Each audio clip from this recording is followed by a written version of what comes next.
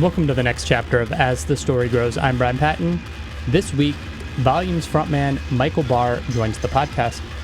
Michael and I chatted back in November, right before the band released their latest album, Happier. Michael was also on the last day of isolation after having tested positive for COVID. So we begin our chat with life as a musician on tour getting COVID. It's a look at the new reality and risk musicians are taking when they hit the road to go on tour. Michael also talks about Volumes' early days and their issues with Mediaskare, his departure and solo career, and what led him to rejoining Volumes and the new album, Happier. There are some technical issues with my audio on this episode, so bear with me as this is a great conversation, and I hope you guys enjoy my chat with Michael Barr from Volumes.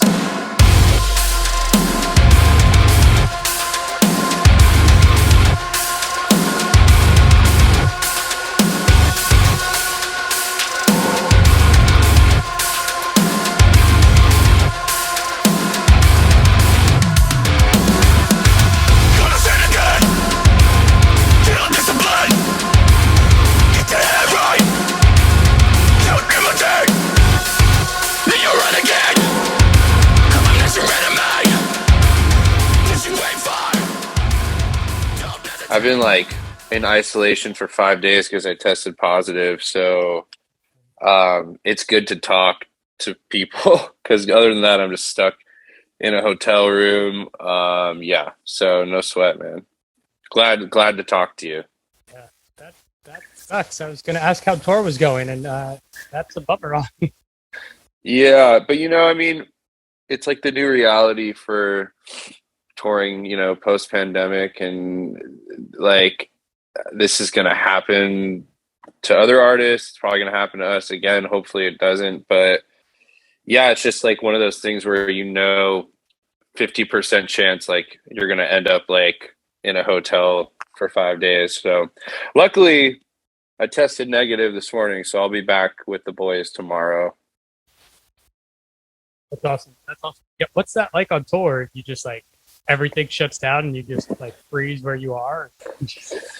Basically, so for most bands, yeah, I've heard some crazy stories with drummers getting COVID, which to me is that's the worst member to get COVID, because technically as long as there's you can go on if the drummer's there. So in our case, since we have two vocalists, they kept going. I missed 5 shows without me, and Mike Terry handled, the show and everything. So in that aspect, we were okay.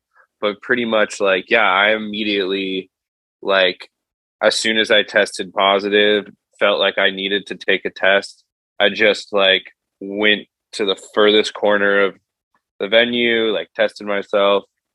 When I saw that I was positive, I texted everyone immediately, don't come on the bus. I'm going to be on the bus for an hour packing up and disinfecting everything. And then I just jetted out of there as quick as I could.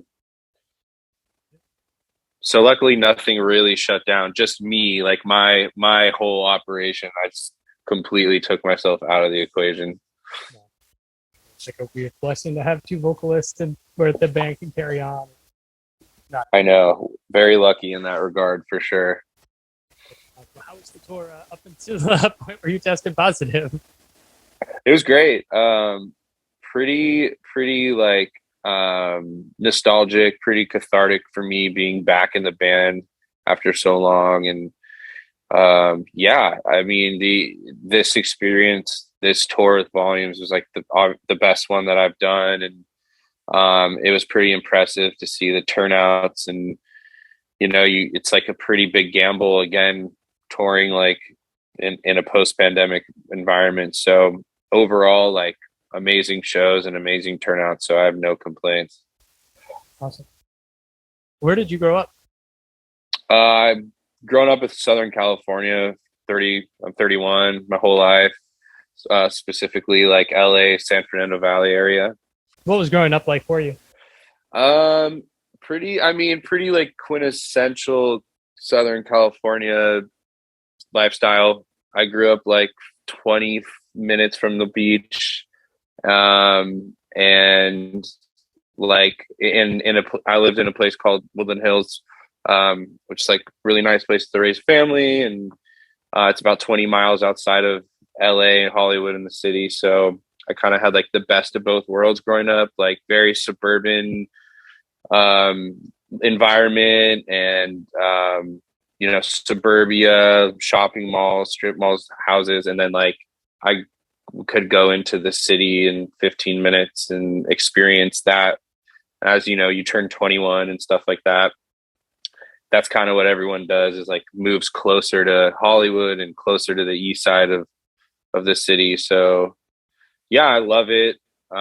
It's changed a lot. LA's changed a lot, but so like growing up in Southern California is definitely to me, it was like amazing.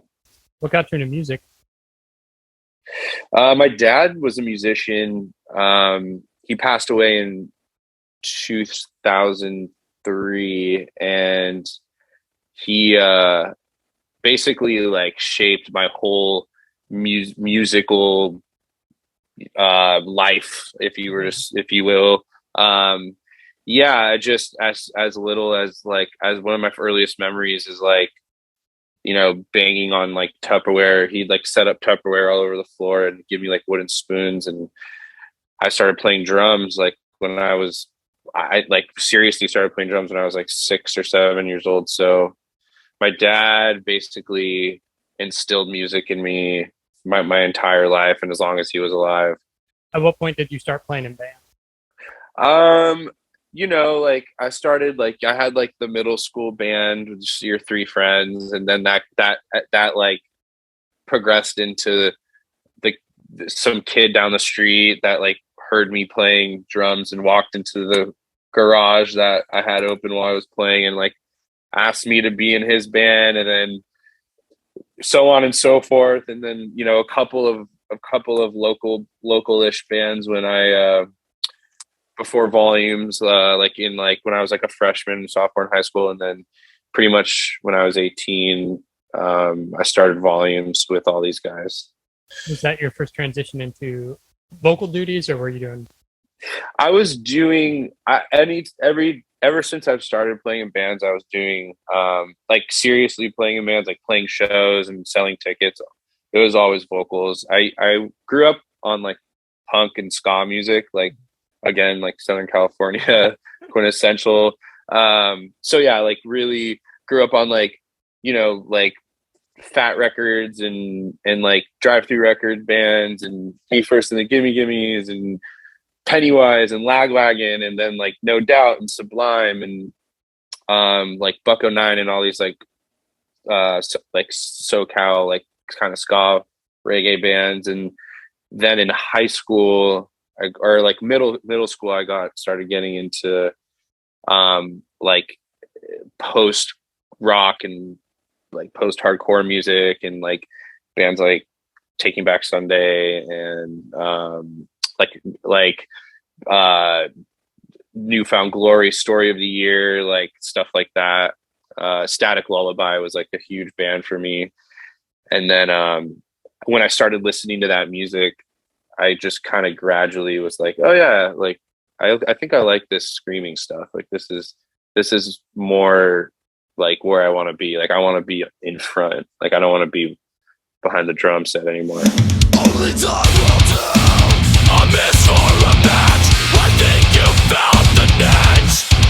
Now I am 21, young but still getting older. Now I've been wanting more.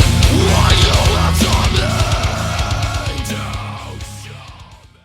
Talk to me about the formation of Volumes. Volumes started with a guy named Dan Bronstein, who's like a family friend of mine. He actually produced our latest record, Happier, which is out November 19th. And he produced the first EP and the first album we had. He, me, and like the rest of the boys, we were all in bands, like local bands, playing at this venue called the Cobalt, which was like the only kind of like DIY venue outside of Hollywood or downtown. To me, really at the time, the only real DIY venue like in LA, maybe besides like the Smell, which is like an iconic like kind of punk rock venue, but it's like 30 miles away. So for where we grew up, this spot was like the the portal for like every fucking band. I mean, like Incubus played there, Linkin Park played there, like everyone who was anybody played there over the time it was open. So we were all in different bands playing shows every weekend, going to shows at that venue, and kind of just led to all of our bands breaking up at the same time, and then like being really heavily influenced by Misery Signals, Meshuggah, and A Life Once Lost. Mainly were like the three cruxes to the sound of Volumes, and that's through Daniel Bronstein and the former members, Gus, and they kind of had an idea to start a new band from our area, and they approached me and asked me to join, and then it was kind of just off to the races. That's awesome. What led you to the decision to have two vocalists? There's a band called Set Your Goals, which is I'm a huge fan of, and at the time, the other vocalist that was in the band, Gus, me and him were like going to Set Your Goal shows together and like going to see them at Warped Tour and stuff. So we kind of looked at it like if we could do what they do and make it heavy, that would be like ideal. And then like obviously Despised Icon was a big influence on us. So definitely we're like adamant about having that being a different aspect, to kind of like make us stand out. Where'd the name come from? Volumes was a song from a band that was huge and signed to Metal Blade, I think, for a little bit, called The Unborn. And one of their like biggest songs was called Volumes. And it was like we were just like kind of like, it's like one of those things where like it wasn't a deep thought, we were just in a pinch and said like, and Daniel Bronstein, who helped start the band, was in The Unborn.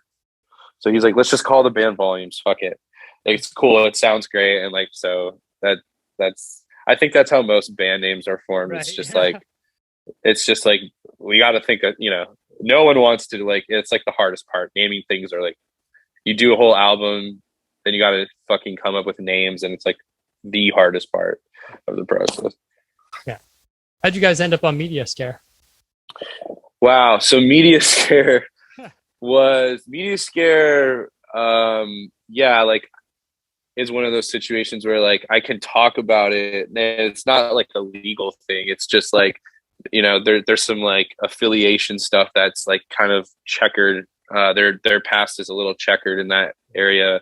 Mediaskare was a label that was mainly based out of where we grew up, San Fernando Valley, the West San Fernando Valley, into like Ventura County, and it was a situation where the owner was very prevalent in like venues and like the hardcore scene and the straight edge scene particularly, and he would sign all these bands, young bands, had a lot of like inventory before we were even signed, with just like bands from, like Antelope Valley, like other states too, across the US. But small, like hardcore bands. I think Suffocate was on that record label too for a little bit. And then like As Blood Runs Black, I think, as well. And just being based where we were, we had some friends in a band called Betrayal that were really good friends with us, and we used to play shows with them. And then that ultimately led to us signing with them because their manager and the record label owner was started to get fond of us, and we started like selling shows out very quickly and stuff like that at that venue. So it just happened like very, very in like a matter of weeks. It was just like, yeah, like let's just sign on the label. Like you're obviously, friends with Betrayal, and stuff like that. So it was like a buddy, like kind of like very easy thing to do, to sign to them. Not the greatest record label. But they exploded there for a while. Like, they made a name for themselves very fast. Yeah. They just like, I think they just hit like that, like a niche between like metalcore and like proper hardcore and stuff like that. I think like for California, basic, and like particularly like Southern California, Los Angeles, that's like the impact they had. If you were like an intermediate, independent, smaller band, that was not a bad deal to maybe sign to Mediaskare and do like region, like do like, I don't know, like a tour in like 4 states and then come home. like Yeah. like that's like the stuff that was going on. But when you're that young, it's like, sounds like fun.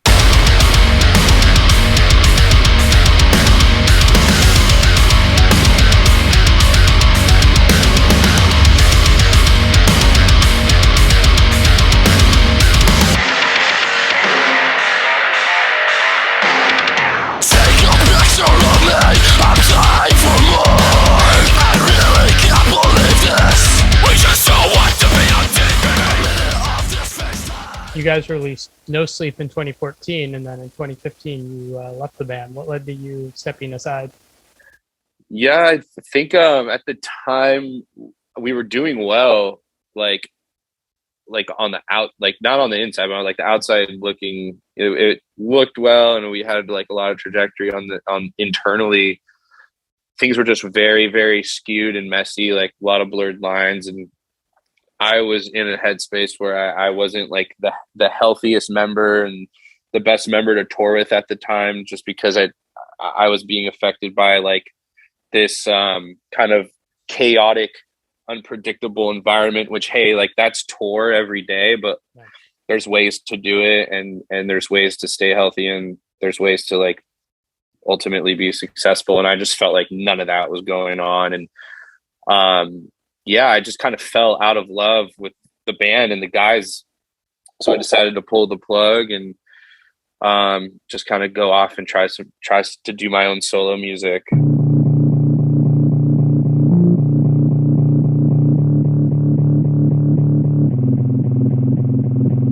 The sun crawls in and I'm alone in my hotel. I think I'm old, I think I'm told, I feel the drugs drain away from me now. I wish I wouldn't do half the things that make me miss you. If I was home, I could roll, I could hold, I do miss you now. I know we're young, but I don't wanna stick around to see the end this time. I know I'm running from you for my life, but I can tell you that I'm fine. Yeah, what was your influence on like Back Home? Yeah, thanks for checking that out, man. So that EP basically came through a couple like experiences of me deciding to make music. There was one show I went to go see, The Neighborhood, which is like a big band. Everyone probably knows who they are.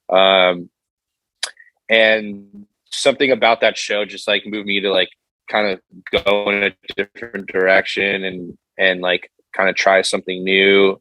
I don't know if it was necessarily their music. It was just a thing where I was at the show with my uncle and seeing like just like a big band on a big stage. I was like, yeah, like it just was really inspiring to me at the time. I remember that being like kind of a moment. And then a lot of it is just like I was raised listening to like, you know, on the other side of things, like the radio is very much a thing with growing up, like Kiss FM and stuff like that. So all the music, R&B like influences, and like Casey and JoJo and like Brian McKnight. I think all those things like stuck with me, and I always like had a singing side to me because of that. And then I just decided to try to kind of make my own music based off of like that experience I had of being at that show and saying I want to do solo music mixed with like previous influences. I really wasn't going into the EP like with any crazy like I want it to sound like this, I want it to sound like that. It actually sounds like a Radio Disney EP. Like we the newer stuff I did is obviously a little bit more edgier.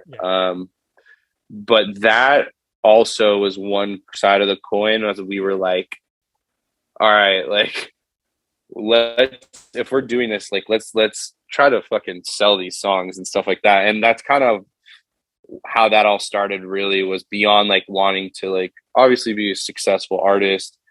I was just like trying to stay in the music industry and trying to make that a living. So we were like, let's put an EP out, but really like on the back end, let's try to sell these songs and market these songs to like TV shows and syndicates and stuff like that, which is very much like a LA based thing for a lot of artists.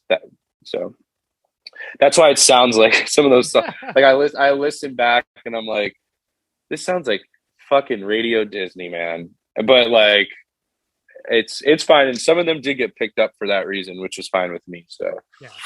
Was there ever any concern when going into that, like going from such a heavy band like Volumes into like straight pop music, like that people are going to be like, fuck this dude? Yeah, no, 100%. Like, I have to do this for me and my career and creativity. Like it was yeah, I mean, it was with the second thing you said, like definitely I was like, I have to still make music. I honestly like didn't think I was ever going to play in a heavy band again. So I was just very dedicated to like the solo thing and like, let's just do this now and stuff like that. I honestly like hated it. Like I didn't hate making the music. The best part was being in the studio and making like those 3 EPs that I put out. But touring and like all the other logistics and trying to like market yourself, I hated that part. And that's what made me miss being in a heavy band so much. So like, if anything, I delved more into like weirder and more obscure tastes in heavy music, a lot of straight edge music. Like I did the complete, like while I was making those EPs, I was just going home and listening to like Gorilla Biscuits and shit, and then going to the session like trying to sound like, all sexy and cool and stuff. The music's great and everything I made, I'm proud of, and I'll probably make more and I'll probably do another solo tour eventually. But I think it made me miss heavy music for sure, like more than I thought it would. What led to you rejoining Volumes? Oh, that was that basically started out as like a phone call from Nick, the drummer, who I love so much, and he asked me to come in the studio and help with the new album because they disbanded with Gus and they didn't really know if they were just going to use Mike, and it was looking like that they were just going to go like with the one vocalist direction, and they were just like, dude, we're really vulnerable and we're scared, and like we would love to reconnect with you. And then I said yes and helped out with some songs, and then obviously that led to me and them being like, we should just do this again. So yeah, it took a long time to like ensure everything, but like the idea was pretty easy to entertain.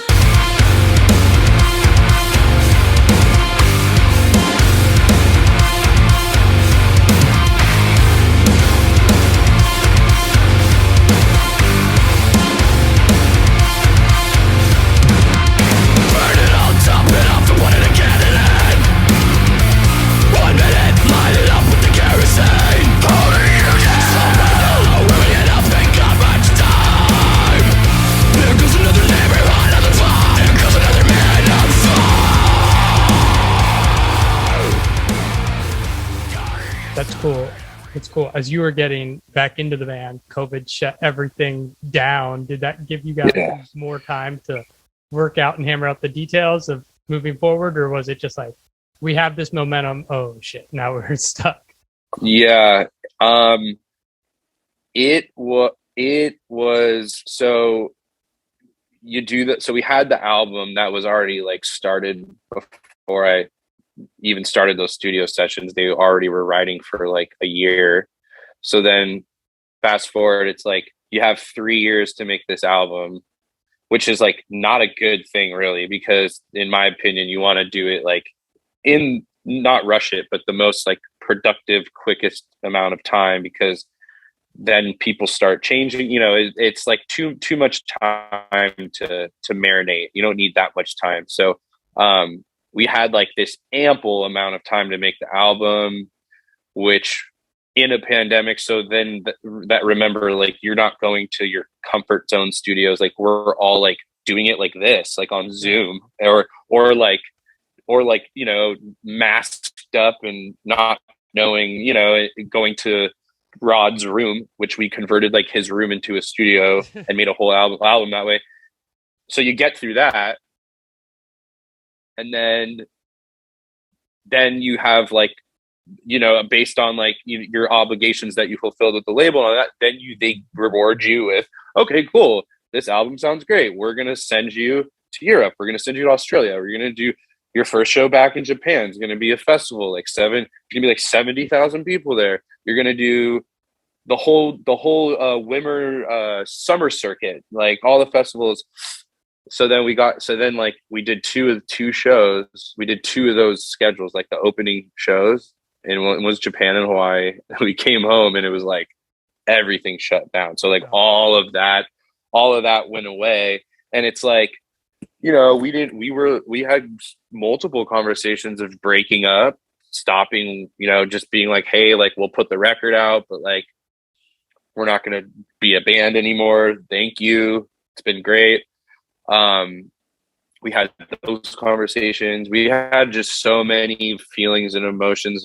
And like, I think the one thing that got us through is like, we're not the only band that's doing this. Like, we're not the only band that's having these conversations. There's other bands that are actually like, they have to break up because they literally like, they can't even afford to like do this for another month, So those kind of like things slammed us back down to reality, and we just figured a way to all agree to, hunker down and still do it. And I mean, work odd jobs, and like the amount of just weird stuff I had to do to make ends meet while I was sitting at home with no income. It was insane. So it took us for a ride, but like, I don't want to, again, like there's a lot of people that are worse off. There's a lot of bands that are worse off than us. And luckily, we did come out with a kick-ass album. And I think that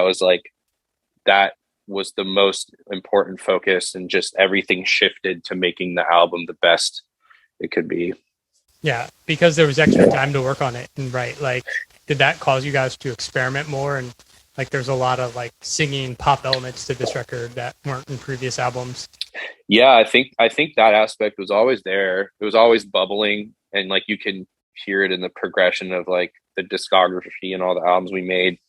And I kind of, when I came back and talked Dan into coming back, I knew that I was like, okay, so what's going to happen is we're going to make like 5 massive singles, and then make all the rest of the album of like what we want it to sound like at this juncture at 31, 35 years old. That's the span of the age in the band. And I think there's just like the bottom line emphasis. The main thing was making it sound like it was from 2006 or 2007 again. And a lot of the songs have this like nostalgic mix and tonality to it that sounds like an old version of Volumes. And I think we really championed that on this one. And as far as like the experimentation, I think in the vocals, that's where it comes through the most, is taking those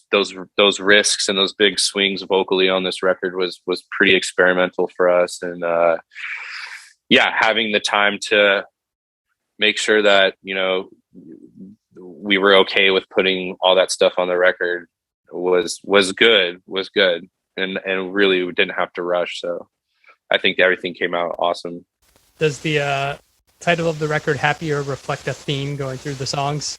No, there's no real like concept or theme to the album. I think like Volumes, excels best when there is no binding concept. Everything's just like life experiences straight from the heart, pretty raw as far as like what we've been through, life, death, trust, love, all that stuff. I think that's what people love hearing, like forever, timeless stuff like that. The subject of the album name, Happier, basically there was no album name. Like with naming things, like we were like struggling with trying to find like that concept, and that's not us. That's not the band. We're not that band. I don't know if I'll ever do that. And then ultimately realize that like, hey, like what are we trying to do and chase after and make up? Like we're a real band. We're real guys. We're self-deprecating. We're transparent. Like the last song on the album's called Happier. Why don't we just name the album Happier? Because like, are we happier as a band with new members, with old members passing away, with old members disbanding after a pandemic, losing fans, bringing new, it's like that side of it. And then if you're a consumer, if you're a fan, I think the tangent and the conversation point on Happier is a positive thing as far as mental health and asking, people around you, checking in on them. And I think that's where we're at, very much as a world right now. So to us, it just was like a no brainer. That's cool. You guys are on tour now. Record comes out Friday. What does 22 look like? Yeah. So Jesus, I can't believe the record comes out Friday. So it's crazy. So 22 is, I think, what we're doing an awesome tour in March, which like I can't announce that or say anything, but it's going to be like a lot of fun. It's going to be warm weather and hopefully COVID free. So we're really looking forward to that. And then I think just making as much music in between now and then as possible. You make the record, you have 3 years, and then it gets real quiet, and we're already like, since we had so much time, we're so sick of the songs. Not so sick of the songs, but just like so ready to like tangent off that and like expand on this new sound that we have. Like we talk about it pretty much every day, and so there's going to be a lot of music made and hopefully a lot of touring. I can't save myself.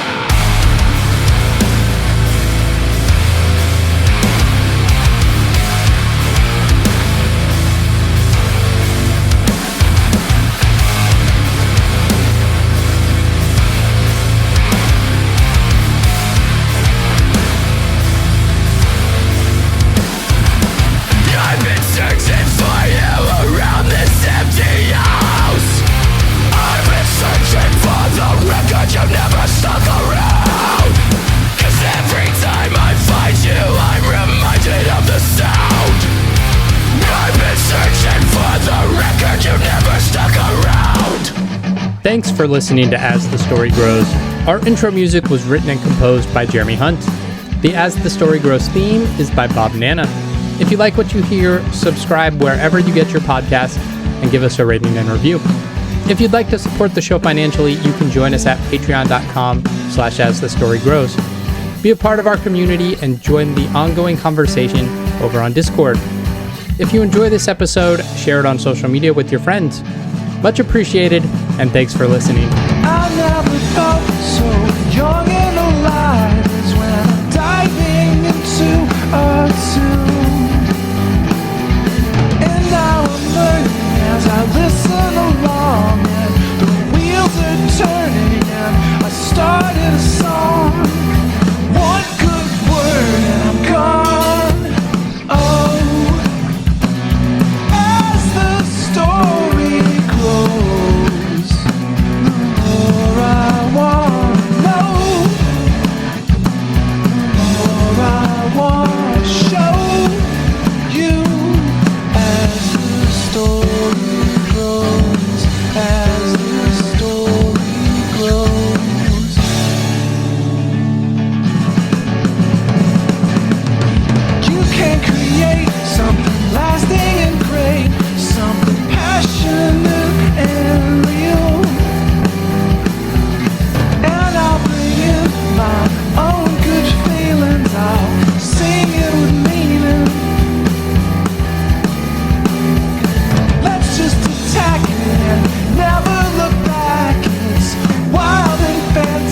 think